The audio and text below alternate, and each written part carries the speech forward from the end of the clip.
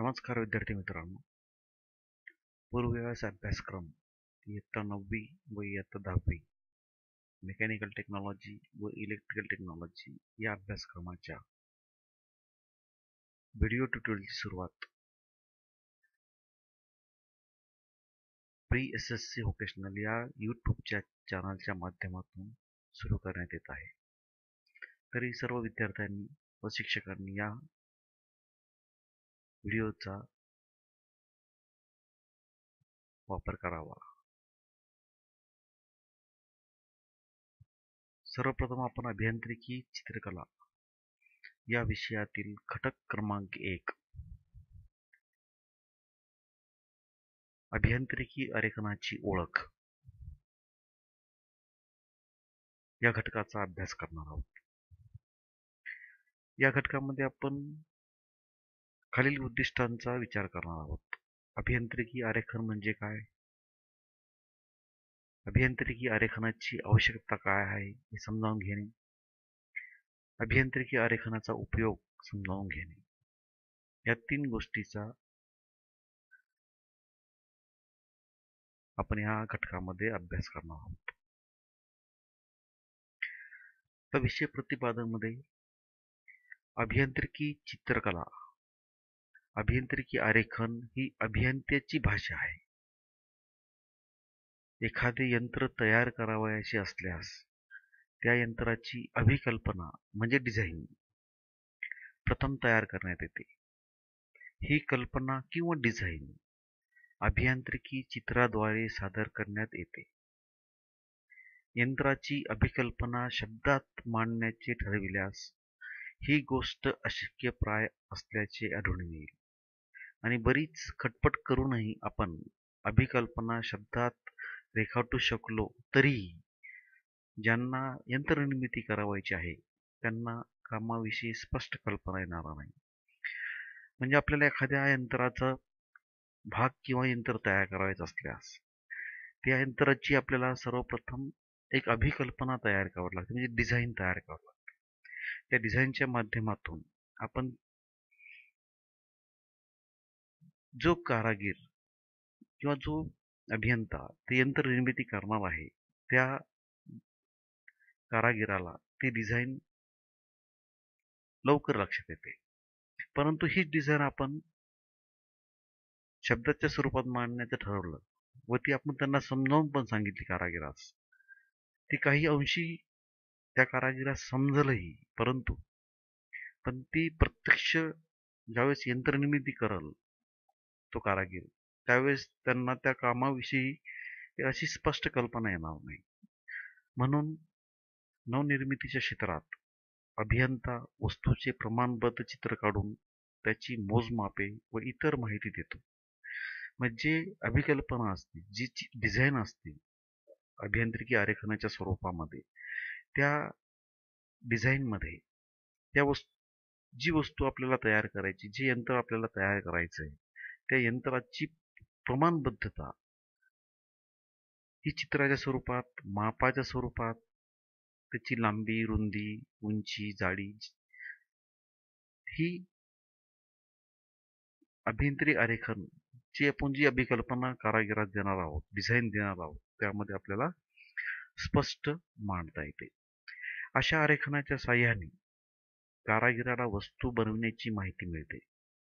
त्यामुळे कारागिराला वस्तूच्या आकाराची, मापाची व इतर माहिती बरोबर मिळते. म्हणजे आपण आरेखन कारागिराला देणार आहोत डिझाईनच्या स्वरूपामध्ये. त्या डिझाईनच्या स्वरूपामध्ये त्या कारागिराला त्या वस्तूची परिपूर्ण माहिती मिळते. त्या वस्तूचा आकार कसा आहे, त्याची माप काय आहेत, निरनिराळे भाग एकमेकांना कसे जोडायचे याची पण त्या ठिकाणी त्या डिझाईनच्या मार्फत त्या कारागिराला कल्पना येते.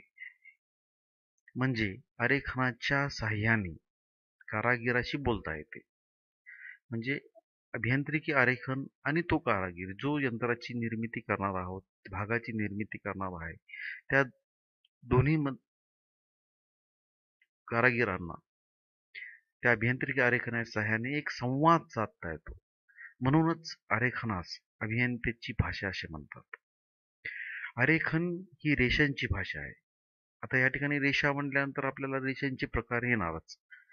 परंतु आपण पुढच्या व्हिडिओमध्ये आपण सदर रेषेचे किती भाग आहेत ते आपण पाहणार आहोत. आरेखन ही रेषांची भाषा आहे.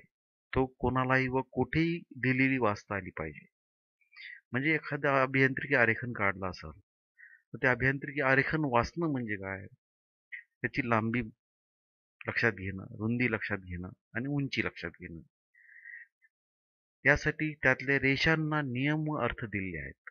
आता रेषांना नियम व अर्थ म्हणजे काय? कोणत्या रेषा ह्या तुटक असतात, कोणत्या कंटिन्युअस रेषा असतात, कोणत्या सेंटर लाईन म्हणजे मध्य रेषा असतात. याची वाचन त्या कारागिरास करता आलं पाहिजे. म्हणूनच आपल्याला या नियमाप्रमाणे केलेले आरेखन वाचले की त्यामध्ये दिलेल्या सर्व गोष्टी कळतात. अभियांत्रिकी चित्र व कलाकाराने काढलेले चित्र यात पुष्कळ फरक असतो. चित्र हे प्रत्यक्ष वस्तूप्रमाणे दिसावे हा चित्रकाराचा हट्ट असतो. आता अभियांत्रिकी चित्रकला आणि कलाकाराने काढलेली चित्रकला याच्यामध्ये भरपूर फरक आहे. कलाकाराने काढलेले चित्र कलाकार काय म्हणतो की ते प्रत्यक्ष वस्तूप्रमाणे दिसावं हा चित्रकाराचा त्या ठिकाणी हट्ट असतो. तो त्या पद्धतीनेच काढतो.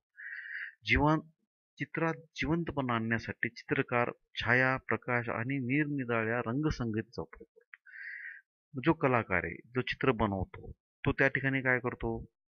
निरनिराळ्या रंगाचा वापर करतो.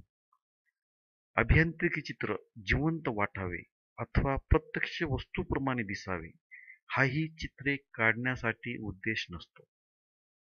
म्हणजे आपण जे अभियांत्रिकी आरेखन काढतो, जे अभिकल्पना किंवा डिझाईन देतो आपण कारागिरास, त्यामध्ये जिवंतपणा किंवा प्रत्यक्ष वस्तूप्रमाणे दिसावं ही त्या मागचा उद्देश नसतो. त्यामागचा उद्देश फक्त एवढा असतो की कारागिरास यंत्रनिर्मिती किंवा यंत्राचा भाग तयार करण्यासाठी जे एक अभियांत्रिकी आरेखनामधून रेषांच्या माध्यमातून त्याला त्या गोष्टी कळाल्या पाहिजे, हे महत्वाचा उद्देश आहे. यंत्रनिर्मात्यांना यंत्रनिर्मितीसाठी लागणारी जास्तीत जास्त माहिती देणे हा अभियांत्रिकी चित्राचा मुख्य उद्देश असतो. छाया, प्रकाश अथवा रंगाचा उपयोग अभियांत्रिकी चित्रात दिसून येत नाही. म्हणजे या अभियांत्रिकी आरेखनामध्ये छाया, प्रकाश किंवा रंगाचा याच्यात कोणताही उपयोग केला जात नाही. अभियांत्रिकी चित्र प्रत्यक्षात निरनिराळ्या रेषांपासून तयार केलेले असते. तुम्हाला मी सुरुवातीलाच बोललो की अभियांत्रिकी चित्रकला ही रेषांची चित्रकला आहे. अभियांत्रिकी चित्र ही कला नसून विज्ञान आहे. कोणताही विद्यार्थी अभियांत्रिकी आरेखनाचा अभ्यास करू शकतो. तेव्हा आपण आरेखन ही तंत्र विषयातील महत्वाची भाषा शिकणार आहोत. म्हणजे आरेखन जी भाषा आहे अभियांत्रिकी मधले तंत्र विषयाची महत्वाची भाषा आहे, जी रेषांच्या साहाय्याने, बिंदूच्या साहाय्याने ही आपण समोरच्या कारागिरास आपण डिझाईनच्या स्वरूपात मांडतो. पण ही रेषांची भाषा असल्याने त्यात प्रमाणबद्धता हे फार महत्वाचं आहे. आता रेषांची भाषा म्हणल्यावर रेषेला आकार असतो, रेषेला लांबी असते, रेषेला रुंदी असते. ह्या सर्व गोष्टीची प्रमाणबद्धता म्हणजे रेषांची भाषा असल्याने त्यात प्रमाणबद्धता, अचूकपणा, व्यवस्थितपणा वगैरे गोष्टी साधणे आवश्यक असते व त्यासाठी उत्तम व चांगल्या दर्जाच्या साहित्यांची मदत घ्यावी लागते. आता ही प्रमाणबद्धता, अचूकपणा, व्यवस्थितपणा वगैरे गोष्टी साधण्यासाठी आपल्याला जे आरेखनात लागणारी जी साहित्य आहेत, त्या आरेखनात लागणारी साहित्य ही उत्तम प्रतीची असावी लागतात. त्यांचा दर्जा उत्तम असायला हवा. आपण ह्या गोष्टीचा अभ्यास पुढच्या घटकात करणार आहोत. म्हणजे अभियांत्रिकी आरेखनात कोणकोणत्या साहित्याचा आपण वापर करू, त्याचा उपयोग कुठे कुठे केला जातो हे आपण पुढच्या घटकात पाहणार आहोत. त्याच्याशिवाय आरेखन नियमबद्ध व पूर्ण होणार नाही. यासाठी आरेखनाकरिता लागणाऱ्या साहित्याची प्रथम आपण ओळख करून घेऊ. विद्यार्थी मित्रांनो, आपण या घटकामध्ये अभियांत्रिकी आरेखनाची ओळख पाहिली. या ओळखीमध्ये आपण व्यवहारातली चित्रकला आणि अभियांत्रिकी चित्रकला यातील जो फरक आहे तो आपण पाहिला. वस्तू बनवण्यासाठी आरेखनाची आवश्यकता का असते या गोष्टीचा आपण अभ्यास केला. आरेखन म्हणजे काय, अभियांत्रिकी आरेखनाचा उद्देश काय, या सर्व गोष्टीचा या पाठामध्ये, ह्या व्हिडिओच्या माध्यमातून आपण अभ्यास केलेला आहे. मित्रांनो, हा व्हिडिओ पूर्व व्यावसायिक अभ्यासक्रम इयत्ता 9वी व इयत्ता 10वी मेकॅनिकल टेक्नॉलॉजी व इलेक्ट्रिकल टेक्नॉलॉजी या विद्यार्थ्यांना ऑनलाईन अभ्यासासाठी तयार करण्यात आलेला आहे. हा व्हिडिओ प्री SSC व्होकेशनल या यूट्यूब माध्यमातून सर्वांसमोर मांडावा, सर्वांना शेअर करावा, जेणेकरून ह्या व्हिडिओचा सर्व विद्यार्थ्यांना व शिक्षकांना फायदा होईल. धन्यवाद.